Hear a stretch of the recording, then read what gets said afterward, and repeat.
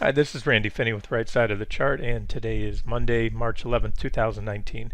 What prompted me to do this video, I'm looking at a lot of buzz in the trading room, not just one, but multiple comments regarding the rally, how I can't believe it, and don't fight the Fed, and I'm getting killed on positions. And listen, I've struggled with how to say this. I was going to post something in the trading room, but I want to just, I figured it's better to do this, by recording and let you kind of hopefully hear what I'm trying to say in my thoughts. If now, again, I don't want to sound insensitive at all, but if a 1% or even let's say off the lows on Friday, a 2% kickback rally that goes against you, a counter trend, bounce against a swing trade, is making you second guess that position, or you're feeling pain on a 2% kickback. And I'm talking the broad market now. QQQ might be up a little more than that, and that's our active trade. But here's SPY up 1% today,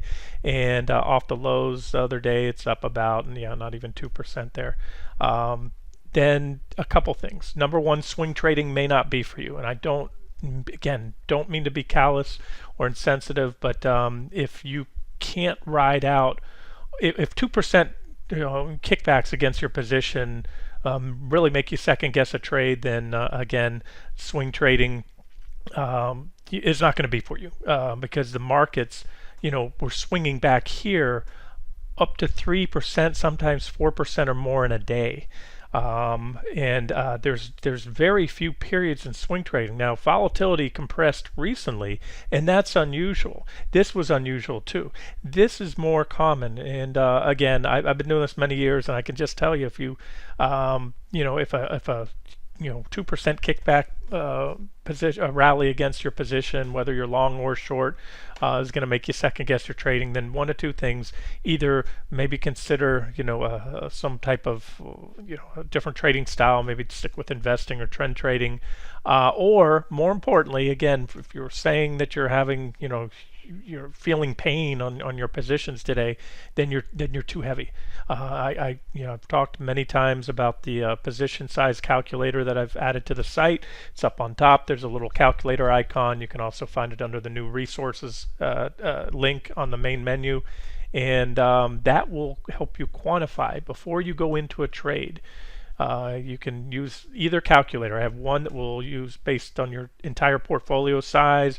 You put down how much you're willing to risk, and you can see it in dollar terms. And I strongly recommend using that. And what that does is you keep a position small enough that a 2% move against your position, if you're trading something like the index ETFs, should not cause pain and excessive losses in dollar terms. Okay, so with that being said, again, anything can happen. What I'd like to do in this video is explain what has and hasn't happened.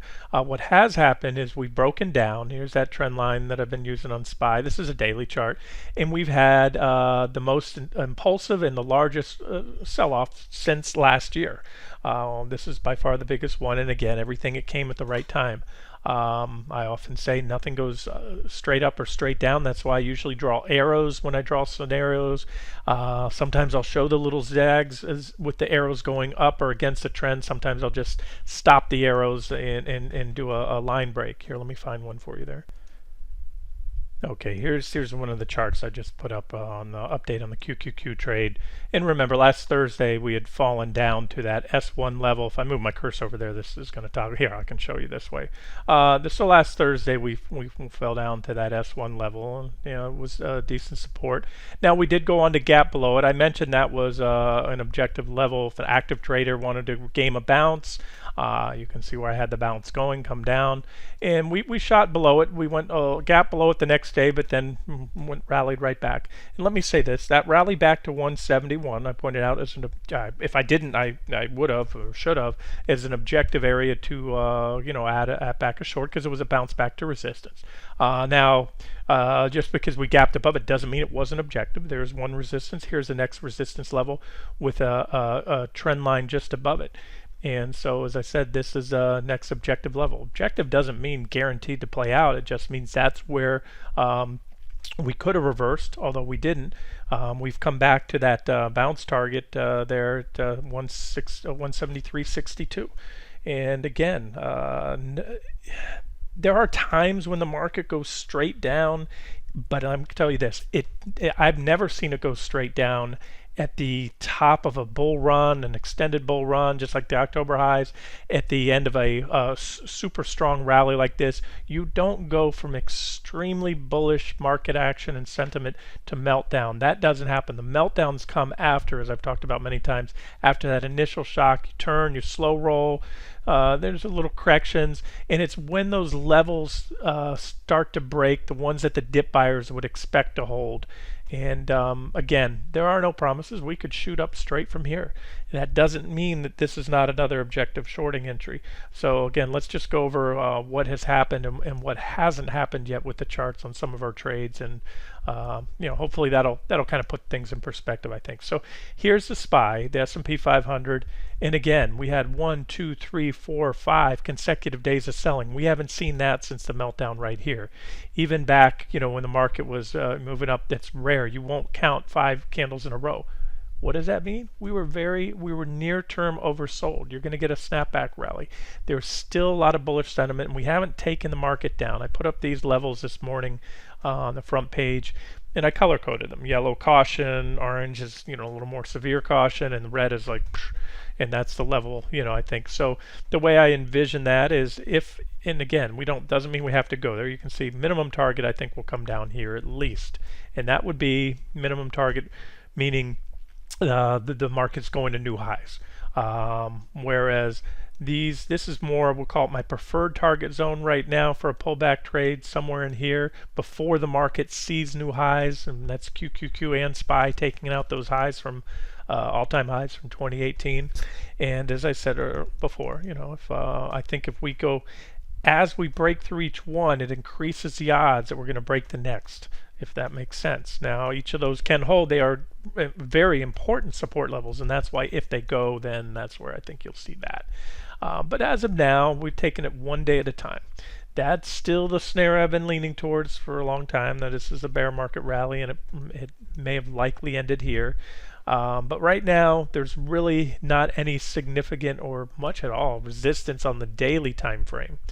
Again, I just showed you the 60, that's different, but on the daily until we get up here. So now we have 1, 2, that's one is a little shy, but I still count it 3, 4 failures at that level. Very significant. If the bulls can pop that and keep us above there, not just another. Remember, we breached it intraday and then failed. You want to see them break out a solid green close above, follow up green candles. So it'd be a process. That would be bullish, and that would certainly make me begin to second guess or be a little more open to the market making new highs. It would certainly chip away at this bear scenario. But as of now, again, let's not get too far ahead of ourselves. Let's look at today. Today is simply a kickback rally with the stock market. Remember, QQQ is not the stock market. It is the only index that's very popularly traded with futures and everything else that is so unbalanced it's not representative of the stock market, with 60% technology, and even then you add in Amazon, which isn't a tech company, but then you have, what is that? Well over probably 3/4 or close to it, or 70% in just a handful of stocks. The top 10 components, or at least in the tech sector. So that's that, and that's what we're looking at and what we're not looking at right now. So now let's drill down to the charts and just update a couple trades. Here's QQQ, same story. QQQ has had some relative strength, and it's also performing here. It's tech. It's tech. Same thing that was happening back here. The market, the S&P 500, a lot of sectors were breaking, but tech wasn't. So it took tech to break to take the market down, and it's going to take that again if it's going to happen, and I believe it will. But right now we're looking at just a kickback rally, and again, we're still well below those highs. So from this time frame here, this daily time frame, absolutely nothing has changed from a technical perspective, despite what seems like a I don't know, super rally or something. Yeah, it's sharp buying at the open, but that's this day and age with high frequency trading, the algos, and also volatility has spiked.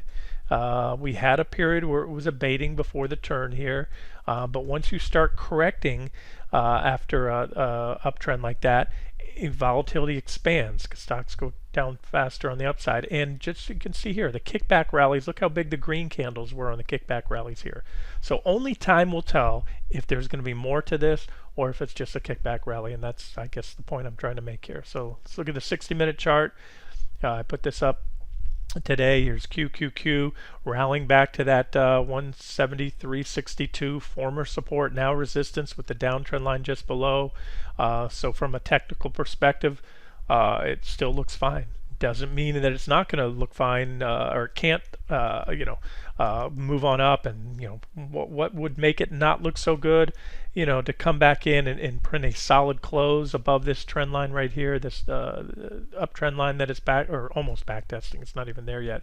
You have these divergences. It could pop there, still extend the divergences. They're still very much intact, and that's one reason why a pop over the recent highs, although it would certainly, as I said, not look good and certainly dampen the bearish case on the daily charts, it wouldn't eliminate it. You'd still have on the 60-minute charts another divergent high. And so, you get close enough and you're probably going to pop those stops. You're probably going to run it because a lot of shorts will be covering. I imagine a lot are being squeezed out today. So that's that. Let's look at another trade. Somebody asked about SOX.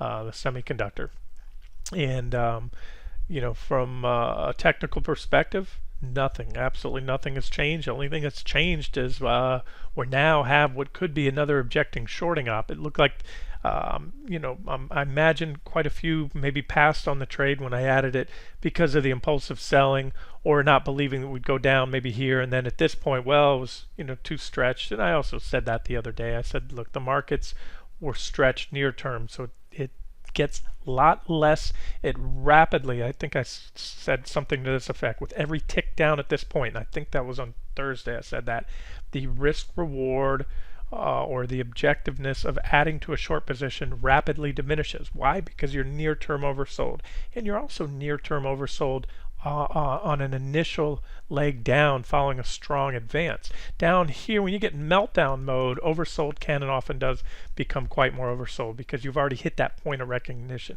Everybody wants out that was long and buying dips once this happens. When the first corrections start, they'll buy the dips, and it's more orderly until you hit that, as a sell-off progresses. You can see it here too. Start to go down, a couple kickback rallies, you undercut the recent lows, and then waterfall selling usually kicks in. So bigger picture right here, daily chart on SOXX. Again, the basis for that trade, we had several things, a lot of things on the chart speak, volumes to me. I just circled that breakaway candle right there. That's an island top candle surrounded by clean gaps on both sides.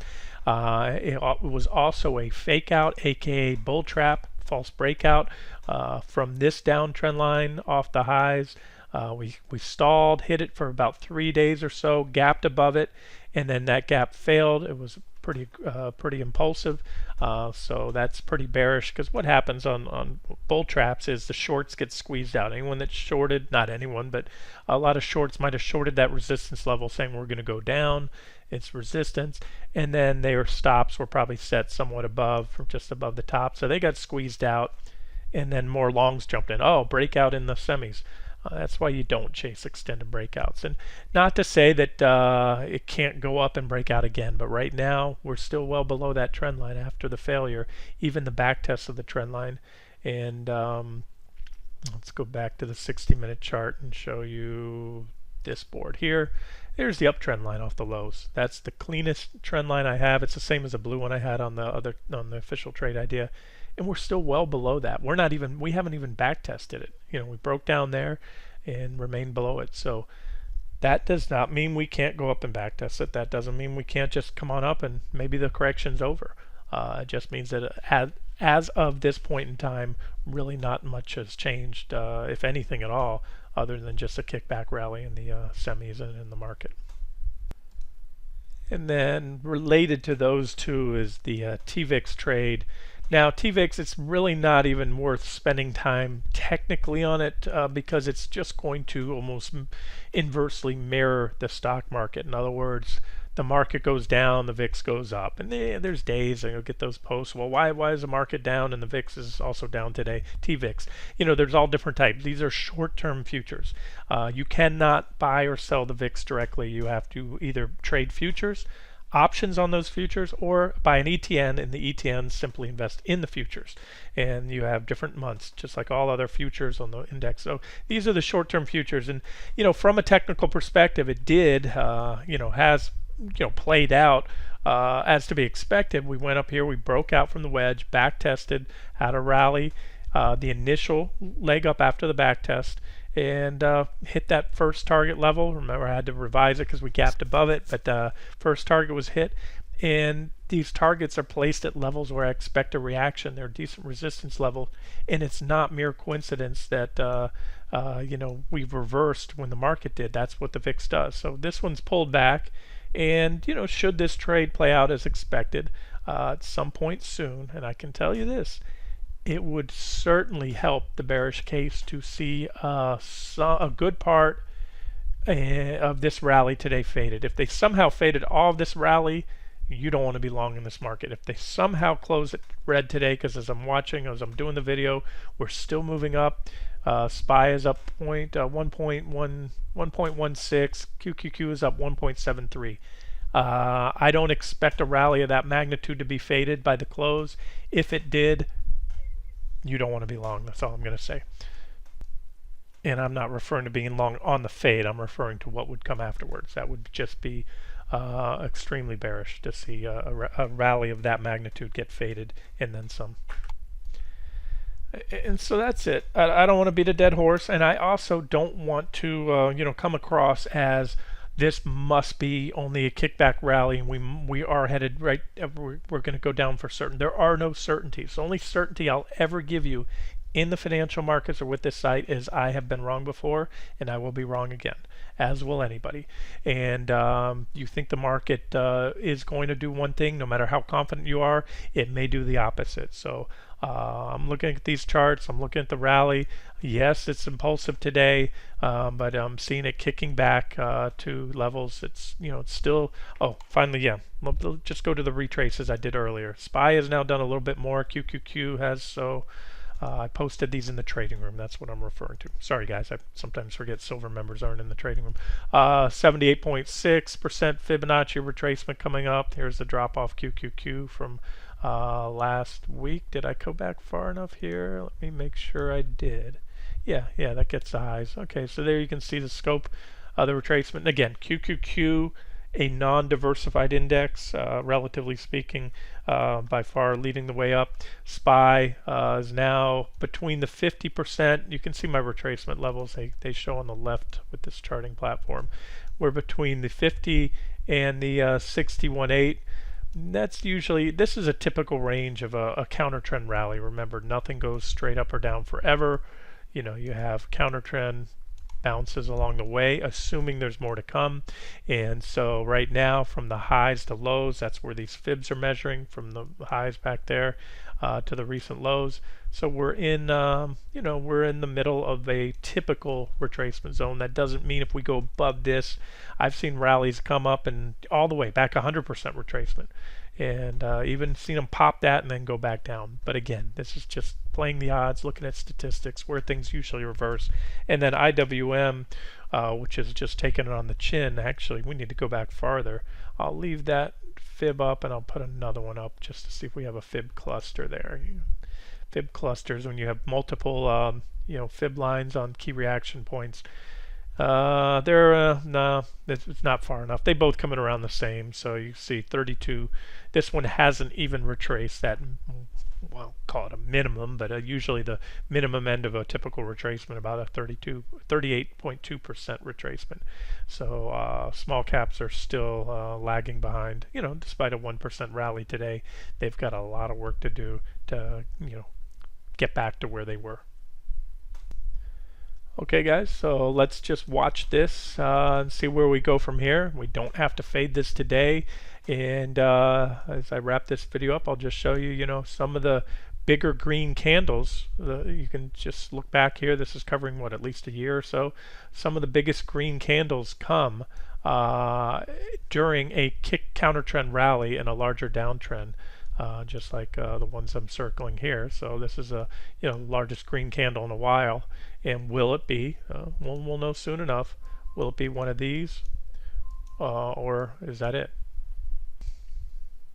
And this has been Randy Finney with Right Side of the Chart, and I'll follow up end of day, especially if there's any significant developments. If we close about where we are, then that means we get one of these green candles. We'll just have to see what happens tomorrow. But again, we're still well below the recent highs. So, it would help the bearish case to see us reverse here, but soon, but not completely eliminated. So let's just see what happens.